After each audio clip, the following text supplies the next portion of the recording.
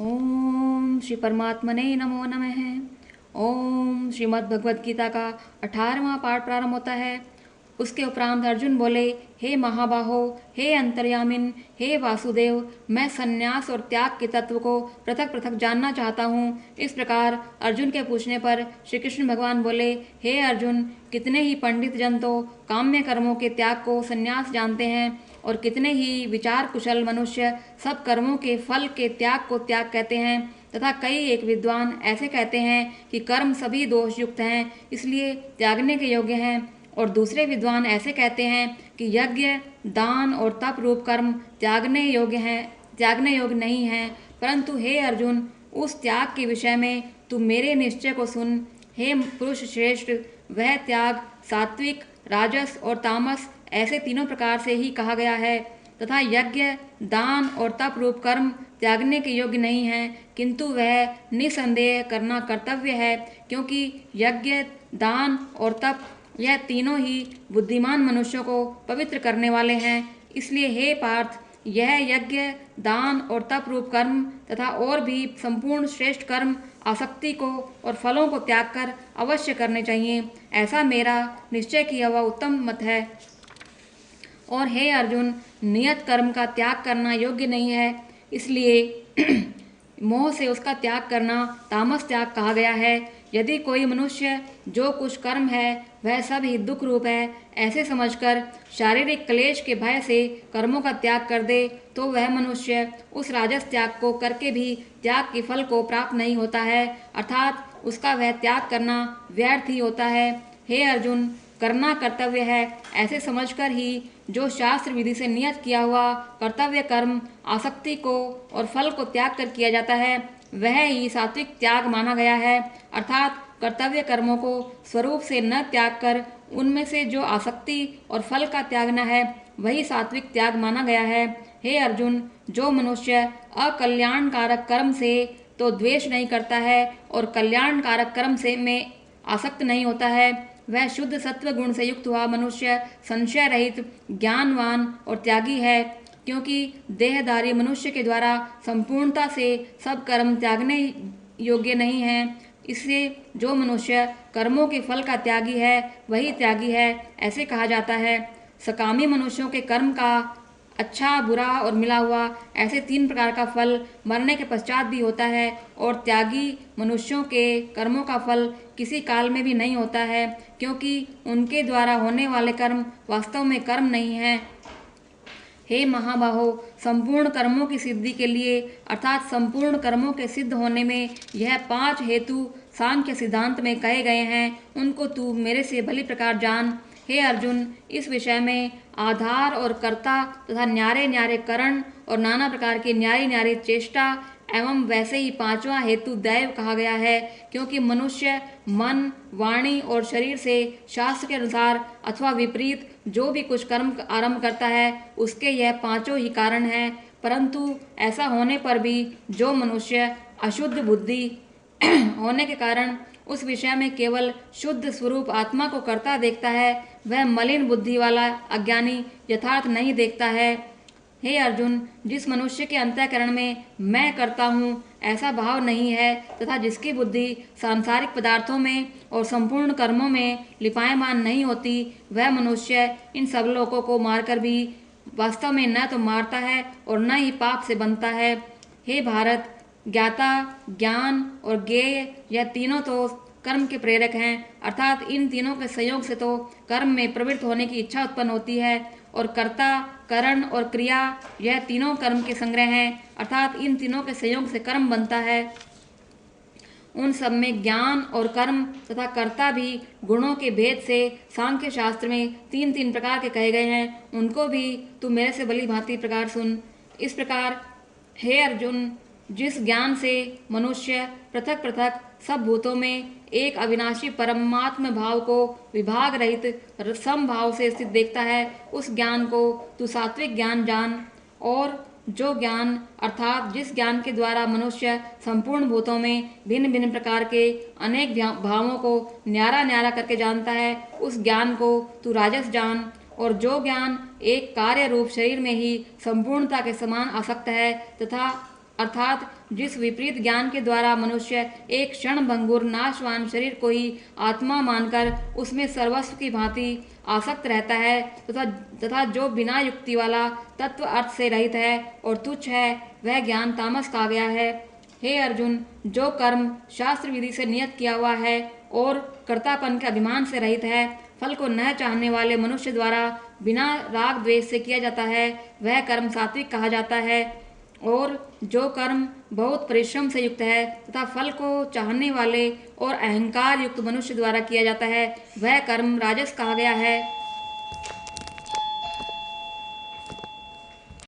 और जो कर्म परिणाम, हानि, हिंसा और सामर्थ्य को न विचार कर केवल अज्ञान से आरंभ किया जाता है, वह कर्म तामस कहा जाता है। हे अर्जुन, जो कर्ता आसक्ति से रहित और अहंकार के वचन न बोलने वाला, धैर्य और उत्साह से युक्त, कार्य के सिद्ध होने और न होने में हर्ष, शोक आदि विकारों से रहित है, वह कर्ता तो सात्विक कहा जाता है। जो आसक्ति से युक्त, कर्मों के फल को चाहने वाला और लोभी और दूसरों को कष्ट देने के स्वभाव वाला, अशुद्ध आचारी और हर्ष शोक से लिपायमान है, वह कर्ता राजस कहा गया है। और जो विक्षेप युक्त चित्त वाला, शिक्षा से रहित, घमंडी, धूर्त और दूसरे की आजीविका का नाशक एवं शोक करने के स्वभाव वाला, आलसी और दीर्घ सूत्री है, वह कर्ता तामस कहा जाता है।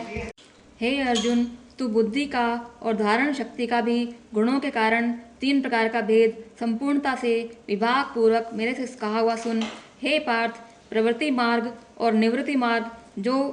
तथा कर्तव्य और अकर्तव्य को एवं भय और अभय को तथा बंधन और मोक्ष को जो बुद्धि तत्व से जानती है, वह बुद्धि तो सात्विक ही है।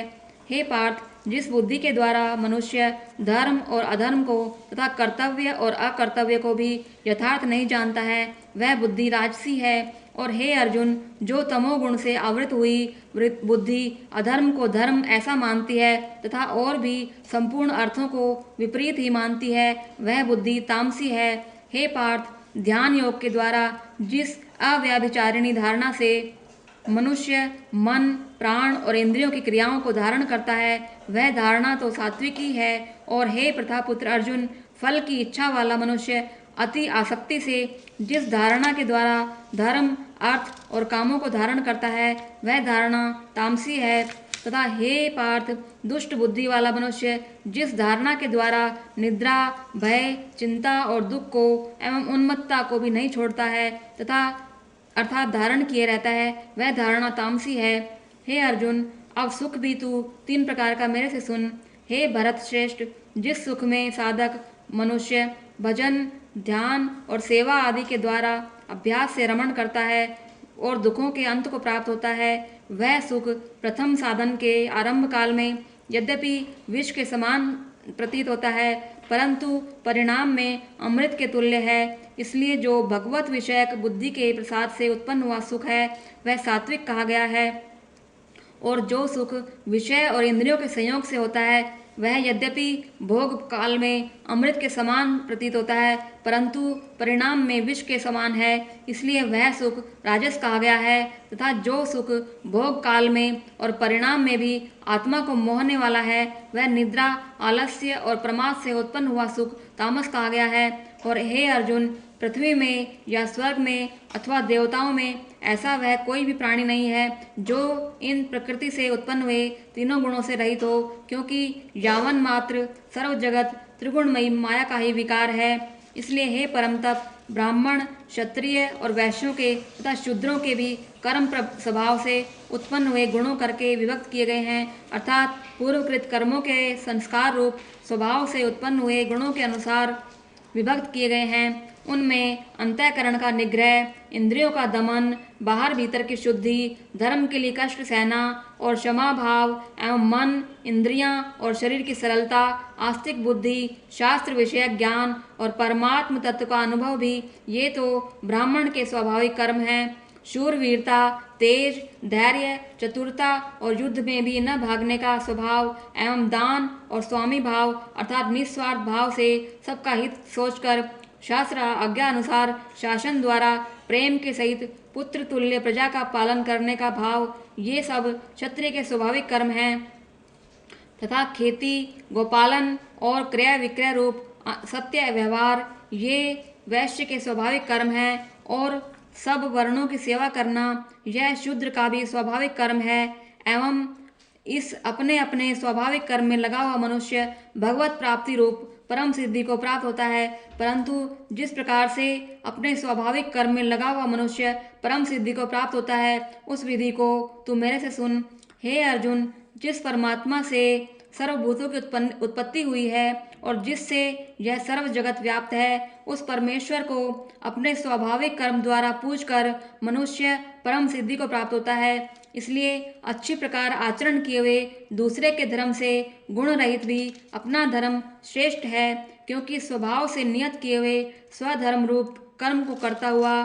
मनुष्य पाप को नहीं प्राप्त होता है। इसलिए हे कुंती पुत्र, दोष युक्त भी स्वाभाविक कर्म को त्यागना नहीं चाहिए, क्योंकि धुएं से अग्नि के समान सभी कर्म किसी न किसी दोष से आवृत हैं। हे अर्जुन, सर्वत्र आसक्ति रहित बुद्धि वाला, स्पृहा रहित और जीते हुए अंतःकरण वाला मनुष्य सांख्य योग के द्वारा भी परम नैष्कर्म्य सिद्धि को प्राप्त होता है, अर्थात क्रिया रहित शुद्ध सच्चिदानंद घन परमात्मा की प्राप्ति रूप परम सिद्धि को प्राप्त होता है। इसलिए हे कुंती पुत्र, अंतःकरण की शुद्धि रूप सिद्धि को प्राप्त हुआ मनुष्य जैसे सांख्य योग के द्वारा सच्चिदानंद घन ब्रह्म को प्राप्त होता है और जो तत्व ज्ञान की परानिष्ठा है, उसको भी तू मेरे से संक्षेप से जान। हे अर्जुन, विशुद्ध बुद्धि से युक्त, एकांत और शुद्ध देश का सेवन करने वाला तथा मित आहारी, जीते हुए मन, वाणी और शरीर वाला एवं दृढ़ वैराग्य को भली प्रकार प्राप्त हुआ मनुष्य निरंतर ध्यान योग के परायण हुआ, सात्विक धारणा से अंतःकरण को वश में करके और शब्द आदि विषयों को त्याग कर और राग द्वेषों को नष्ट करके तथा अहंकार, बल, घमंड, काम, क्रोध और संग्रह को त्याग कर ममता रहित एवं शांत अंतःकरण हुआ, सच्चिदानंद घन ब्रह्म में एक ही भाव होने के लिए योग्य होता है। फिर वह सच्चिदानंद घन ब्रह्म में एक ही भाव से स्थित हुआ प्रसन्न चित्त वाला मनुष्य न तो किसी वस्तु के लिए शोक करता है और न ही किसी की आकांक्षा करता है, एवं सब भूतों में समभाव हुआ मेरी पराशक्ति को प्राप्त होता है। उस पराशक्ति के द्वारा, पराभक्ति के द्वारा मेरे को तत्व से भली प्रकार जानता है कि मैं जो और जिस प्रभाव वाला हूँ, और उस भक्ति से मेरे को तत्व से जानकर तत्काल में ही मेरे में प्रवेश हो जाता है, अर्थात अनन्य भाव से मेरे को प्राप्त हो जाता है। फिर उसकी दृष्टि में मुझ वासुदेव के सिवा कुछ और रहता ही नहीं है। मेरे परायण हुआ निष्काम कर्मयोगी तो संपूर्ण कर्मों को सदा करता हुआ भी मेरी कृपा से सनातन अविनाशी परम पद को प्राप्त हो जाता है। इसलिए हे अर्जुन, तू सब कर्मों को मन से मेरे अर्पण करके मेरे परायण हुआ समत्व बुद्धि रूप निष्काम कर्मयोग का अवलंबन करके निरंतर मेरे में चित्त वाला हो। इस प्रकार तू मेरे में निरंतर मन वाला हुआ मेरी कृपा से जन्म मृत्यु आदि सब संकटों को अनायास ही तर जाएगा, और यदि अहंकार के कारण मेरे वचनों को नहीं सुनेगा तो नष्ट हो जाएगा, अर्थात परमार्थ से भ्रष्ट हो जाएगा। जो तू अहंकार को अवलंबन करके ऐसा मानता है कि मैं युद्ध नहीं करूंगा, तो यह तेरा निश्चय मिथ्या है, क्योंकि क्षत्रियपन का स्वभाव तेरे को जबरदस्ती युद्ध में लगा देगा। हे अर्जुन, जिस कर्म को तू मोह से नहीं करना चाहता है, उसको भी अपने पूर्वकृत स्वाभाविक कर्म से बंधा हुआ परवश होकर करेगा, क्योंकि हे अर्जुन, शरीर रूप यंत्र में आरूढ़ हुए संपूर्ण प्राणियों को अंतर्यामी परमेश्वर अपनी माया से उनके कर्मों के अनुसार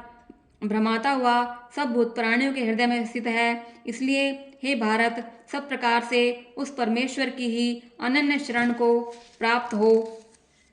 उस परमात्मा की कृपा से ही परम शांति को और सनातन परम धाम को प्राप्त होगा। इस प्रकार यह गोपनीय से भी अति गोपनीय ज्ञान मैंने तेरे लिए कहा है। इस रहस्य युक्त ज्ञान को संपूर्णता से अच्छी प्रकार विचार करके फिर तू जैसे चाहता है वैसे ही कर, अर्थात जैसी तेरी इच्छा हो वैसे ही कर। इतना कहने पर भी अर्जुन का कोई उत्तर नहीं मिलने के कारण श्री कृष्ण भगवान फिर बोले कि हे अर्जुन, संपूर्ण गोपनीयों से भी अति गोपनीय और मेरे परम रहस्य युक्त वचन को तू फिर भी सुन, क्योंकि तू मेरा अतिशय प्रिय है। इससे यह परम हितकारक वचन मैं तेरे लिए कहूँगा। हे अर्जुन, तू केवल मुझ सच्चिदानंद घन वासुदेव परमात्मा में ही अनन्य प्रेम से नित्य निरंतर अचल मन वाला हो और मुझ परमेश्वर को ही अतिशय श्रद्धा भक्ति सहित निष्काम भाव से नाम गुण और प्रभाव के श्रवण कीर्तन मनन और पठन पाठन द्वारा निरंतर भजने वाला हो और मेरा शंख चक्र गदा पद्म और किरीट कुंडल आदि भूषणों से युक्त पीताम्बर वनमाला और कौस्तुभ मणिधारी विष्णु का मन वाणी और शरीर के द्वारा सर्वस्व अर्पण करके अतिशय श्रद्धा भक्ति और प्रेम से विवलता पूर्वक पूजन करने वाला हो और मुझ सर्व शक्तिमान विभूति बल ऐश्वर्य माधुर्य गंभीरता उदारता वात्सल्य और सुहृदता आदि गुणों से संपन्न सबके आश्रय रूप वासुदेव को विनय भाव पूर्वक भक्ति सहित साष्टांग दंडवत प्रणाम कर ऐसा करने से तू मेरे को ही प्राप्त होगा, यह मैं तेरे लिए सत्य प्रतिज्ञा करता हूँ। क्योंकि तू मेरा अत्यंत प्रिय सखा है, इसलिए सर्व धर्मों को अर्थात संपूर्ण कर्मों के आश्रय को त्याग कर केवल एक मुझ सच्चिदानंद घन वासुदेव परमात्मा की ही अनन्य शरण को प्राप्त हो। मैं तेरे को संपूर्ण पापों से मुक्त कर दूंगा, तू शोक मत कर। हे अर्जुन, इस प्रकार तेरे हित के लिए कहे हुए इस गीता रूप परम रहस्य को किसी काल में भी न तो तप रहित मनुष्य के प्रति कहना चाहिए और न ही भक्ति रहित के प्रति कहना चाहिए तथा न बिना सुनने की इच्छा वाले के प्रति कहना चाहिए। ऐसा एवं जो मेरी निंदा करता है उसके प्रति भी नहीं कहना चाहिए, परंतु जिनमें यह सब दोष नहीं हो ऐसे भक्तों के प्रति प्रेम पूर्वक उत्साह के सहित कहना चाहिए। क्योंकि जो मनुष्य मेरे में परम प्रेम करके इस परम रहस्य युक्त गीता शास्त्र को मेरे भक्तों में कहेगा अर्थात निष्काम भाव से प्रेम पूर्वक मेरे भक्तों को पढ़ाएगा या अर्थ की व्याख्या द्वारा इसका प्रचार करेगा, वह निसंदेह मेरे को ही प्राप्त होगा और न तो उससे बढ़कर मेरा अतिशय प्रिय कार्य करने वाला मनुष्यों में कोई है और न उससे बढ़कर मेरा अत्यंत प्यारा पृथ्वी में कोई दूसरा होवेगा। और हे अर्जुन, जो मनुष्य इस धर्ममय हम दोनों के संवाद रूप गीता शास्त्र को पढ़ेगा अर्थात नित्य पाठ करेगा, उसके द्वारा मैं ज्ञान यज्ञ से पूजित होऊंगा, ऐसा मेरा मत है। और जो मनुष्य श्रद्धा युक्त और दोष दृष्टि से रहित हुआ इस गीता शास्त्र का श्रवण मात्र भी करेगा, वह भी पापों से मुक्त हुआ उत्तम कर्म करने वालों के श्रेष्ठ लोकों को प्राप्त होवेगा। इस प्रकार गीता का महात्म्य कहकर भगवान श्री कृष्ण चंद्र आनंद कंद ने अर्जुन से पूछा, हे पार्थ, क्या यह मेरा वचन तूने एकाग्र चित्त से श्रवण किया है? और हे धनंजय, क्या तेरा अज्ञान से उत्पन्न हुआ मोह नष्ट हुआ है? इस प्रकार भगवान के पूछने पर अर्जुन बोले, हे विष्णु, हे परमेश्वर, आपकी कृपा से मेरा मोह नष्ट हो गया है और मुझे स्मृति प्राप्त हुई है। इससे मैं संशय रहित हुआ स्थित हूँ और आपकी आज्ञा पालन करूँगा। इसके उपरांत संजय बोले, हे राजन, इस प्रकार मैंने श्री वासुदेव के और महात्मा अर्जुन के इस अद्भुत रहस्य युक्त और रोमांचकारक संवाद को सुना, कैसे कि श्री व्यास जी की कृपा से दिव्य दृष्टि द्वारा मैंने इस परम रहस्य युक्त गोपनीय योग को साक्षात कहते हुए स्वयं योगेश्वर श्री कृष्ण भगवान से सुना है। इसलिए हे राजन, श्री कृष्ण भगवान और अर्जुन के इस रहस्य युक्त कल्याणकारक और अद्भुत संवाद को पुनः पुनः स्मरण करके मैं बारंबार हर्षित होता हूँ। और हे राजन, श्री हरि के उस अति अद्भुत रूप को भी पुनः स्मरण करके चित्त में महान आश्चर्य होता है और मैं बार बार हर्षित होता हूँ। हे राजन, विशेष क्या कहूँ, जहाँ योगेश्वर श्री कृष्ण भगवान हैं और जहाँ गांडीव धनुषधारी अर्जुन है, वहीं पर श्री विजय विभूति और अचल नीति है, ऐसा मेरा मत है। ओम। इस प्रकार श्रीमद् भगवत गीता रूपी उपनिषद एवं ब्रह्म विद्या तथा योग शास्त्र विषयक श्री कृष्ण अर्जुन के संवाद में मोक्ष संन्यास योग नामक 18वां पाठ संपूर्ण होता है। ओम श्री परमात्मने नमो नमः।